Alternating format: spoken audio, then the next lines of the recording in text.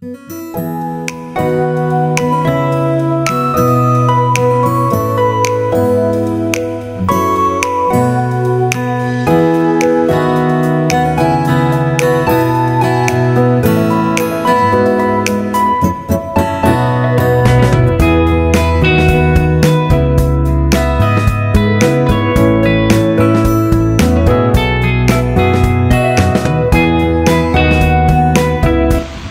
am Jessamine Busha Beltero, CHS Batch 7074, your host for this morning. This covered basketball court eliminate divisions among the grade levels and among the faculty, staff, administration, alumni, parents, and all the users of this covered court. Let us therefore call upon the Lord so that He may bless this covered court and strengthen all those who will be using in order that each one will feel being a member of the Holy Spirit's kingdom. Jesus said to His disciples, I am the way, the truth, and the life. No one comes to the Father but through me. If you really knew me, you would know my Father also. From this point on, you know Him, you have seen Him. The Holy Spirit sisters, we thank you for giving us the opportunity, value to the school, which we love our alma mater. To my future basketballers, I hope you're going to enjoy the gym. You make us proud. We belong to the original Crusaders. Classmates, pasalamat ko from the deepest of my heart. You've been supporting this project through thick and thin, and to the members sa EWG, aware man mo o dili sayon ang mga challenges, no? Fortunately, at least nahuman man yun. We hope that in the future, this activity would enable the school to make a strong foundation to future students of Holy Spirit. It's not only members of the Holy Spirit family who assisted in this project. So I would like to give a special mention to Mr. Apaute. Itabang ni siya, bisag wa pangayoi o tabang volunteer ni siya, daghan kayo ni siya mga suggestions, daghan ni siya gitabang, not only for Holy Spirit but for other community projects in Bohol. No? So another round of applause, please. Mr. Toto Biloso has always been a supporter for activities here at Holy Spirit. No? So history that I would like to mention before it becomes forgotten. I think this would be more to my classmates. If you remember Sister Erlindes, so basically Sister Erlindes was the person who gave us the foundations and the values for which we truly treasure and live into. In regards to the original Crusaders, I would like to give tribute to Mr. Marcos, kay moto siya murag gagwanta in town ni Coach pro bono, no, to help us set up the original Crusaders, even though we had no basketball court to play on, no? So we competed without any facilities. Fortunately, the basketball team was successful. Then there's also one person that I could remember, and he is somebody that a lot of people forgot. I don't know if my classmates remember Pio. So ang kini siya, when we were about to build the basketball court through the encouragement of Sister Erlindes. At that time, we were about to graduate. Mitukod mi og basketball court, knowing nga kami dili mi makaduwa. The good thing is that all of the classmates actually helped and contributed. All the classmates magdaog bus, magdaog siminto, magdaog bato. Wa may kwarta ang mga estudyante. So gahinay-hinay og pangtampo nga magdaog kada adlaw unsay mada para lang nga matapok tong bus, bato, siminto. Unya, mao kay gihinay-hinay og human aron nga naay basketball court ang original nga Holy Spirit near the Acacia. Nahuman to, in graduate na pod me. Spirit of being able to contribute without us benefiting. That's the essence of giving. We have here the original Crusaders, Philip Sarmiento, Servando Abaya, and Richard Ubi.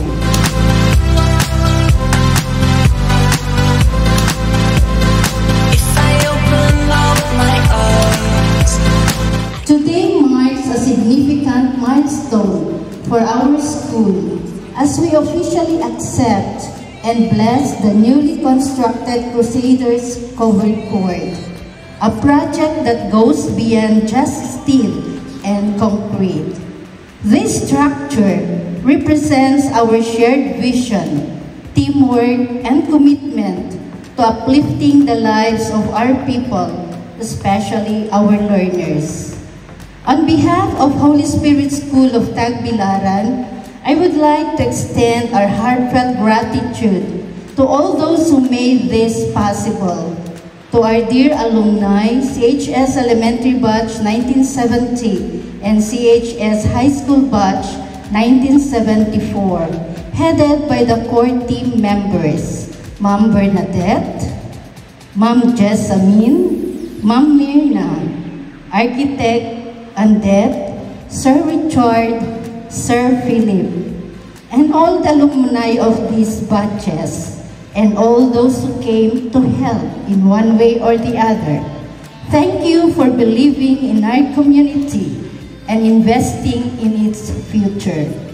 Your support not only provides us with a venue for sports, events, and gatherings, but also a safe and inclusive space where our learners can grow, learn discipline, and build camaraderie. To the project engineers and architects, contractors and workers who turn this vision into reality, your dedication and hard work are deeply appreciated. You have built not just a court, but a symbol of hope, resilience, and unity. To our fellow community members, this court now belongs to all of us. Let us use it with pride and take care of it with the same respect and responsibility we give to our own homes. May this be a place where champions are born, friendships are strengthened, and community spirit thrives. So before I will say thank you again, this is indeed a centennial gift. Next year, we will be celebrating Holy Spirit School of Tagbilaran Centennial from 1926 to 2026. Please come back home, a home to stay in HST. So I'm inviting you, we will be launching actually our centennial this December, and it will end next year, December 2026. So indeed, this is a centennial gift to our learners. So thank you very much. Crusaders Covered Court will again produce champions. We will able to continue the legacy that you have started. The Crusaders Covered Court stands as a testament to what we achieve when we work together with integrity, with purpose, and with the heart of true public service. I'm touched by the sharing of Sir Richard. They were the visionaries, but they never had the chance to play. Yet, they came back after how many years after you graduated, 1970?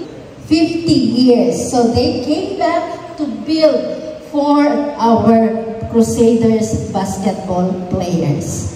So, mabuhi ang atong komunidad, Mabuhi ang Crusaders! Mabuhi ang CHS Elementary Batch 1970 and CHS High School Batch 1974. External Affairs and Partnership of the Philippine Airlines and Class President of Batch 1974. I heard that this morning, 9 exhibition games and Crusaders of 1970 in this basketball court. So I'm looking forward to that one, Miss Fit. Okay. Many years ago, I was blessed to have met very briefly Mother Teresa of Calcutta. And she's now one of our favorite saints. She's quoted to have said, give the world the best you have, and it will never be enough. But do good anyway. So I think today and all these years, very happy that our class is doing the same, doing good anyway. This morning, we are celebrating as a community of classmates, as a community of CHS students and the CHS family, to witness the culmination of many years of trying to build something significant and giving back to our school. So very happy occasion indeed. It's a celebration of friendship, a celebration of being family, a celebration of living the motto of Caritas. We cannot say thank you enough to the people in the class and everyone else who made this project a reality. The brains and heart of this project, Richard Lim. Oy! Our class kasi has good feng shui. We have 2 Richards, no? So, R-I-C-H, di ba? Good feng shui yun. So, if we didn't name our kids Richard, maybe habol pa, mga apo, Richard kay good feng shui. So, these are we also have a very good, active, dedicated core team. Sila Jessamine, si Mirna, si Bernadette, sila Gigit, and then of course, and Ginelo, no? The project engineer, and Annette, the architect. Michael, Down for the unveiling. 3, 2, 1.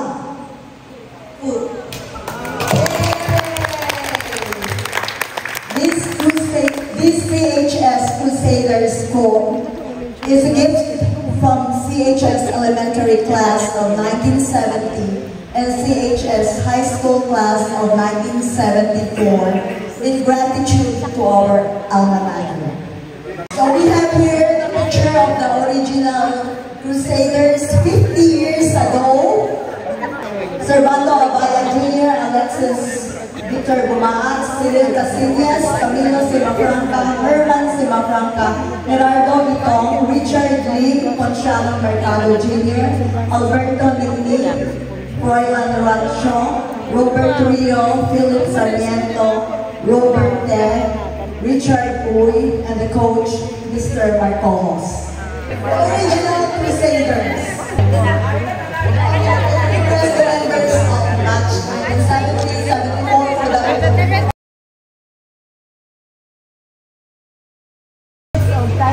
3, 2, 1. So we have here the list of graduates of College of the Holy Spirit class of 1970 and high school class of 1974. We also want to say thank you to our classmates, the project engineer, Engineer Ginelo Dominguez, class of 1970, and architect Veneranda Bernadette Dumana, CHS class 1970-1974.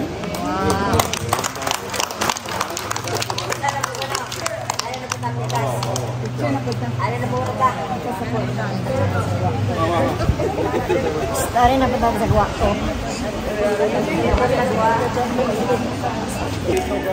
would like to reiterate the message of appreciation earlier expressed by Richard and Akor. In addition, I would like to say thank you to some classmates who, though their names are not in the official list of CHS graduates, having stayed with us for only a year or two, still generously donated to our project. Daghang salamat, Consuelo Cherry Areza and Dr. Virgie Dublas. Wali sila mo graduate with us, but still they donated. Also, thank you to the Holy Spirit School of Tagbilaran admin for helping us with the roofing. Thank you to the school maintenance staff for initially helping in the repainting of the trusses and cleaning up of the basketball court. Thank you to Mr. Apaute. Dili kabayran imong support o tabang in this project. Also, thank you to the members of the basketball technical working group headed by Richard Oy, Michael Veloso, Philip Sarmiento, Architect Andet, Bern and Jess, and the core group. Especially the indefatigable finance officer and treasurer of the batch, Bern Caberte. Wala na siya tugtog. Kuwan kayo siya ng project. Special mention sa Davis Paints Philippines, to our engineer, Jimelo Dominguez, and architect Veneranda Bernadette Dumadag. Thank you very much.